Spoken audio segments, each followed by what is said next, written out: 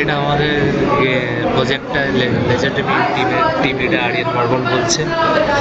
আমাদের প্রজেক্টটা আর কিছুই না, এই প্রবলেম স্টেটমেন্টটা ছিল হোয়াটস ফর ডিনারে বলে কিছু না, সিম্পল একটা মানে অনলাইনে একটা মেনুকে কী করে মানে ডাইভার্সিফাই করছে সেটাই হচ্ছে। আর প্রথম কথা হচ্ছে এখানে প্রজেক্টটা আছে, সব কোডস অলমোস্ট রেডি, শুধু একটাই প্রবলেম, আমাদের কোডটা কমিট করতে টাইম লাগবে আর 10-20 মিনিট।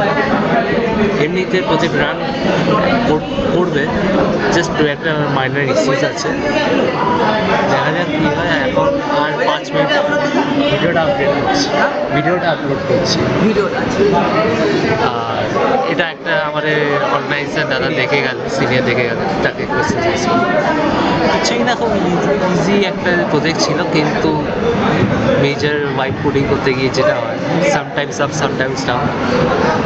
ইভেন্টটা দেখা যাক কী হয়, যদি কমিট হয়ে যায় তো ভালো।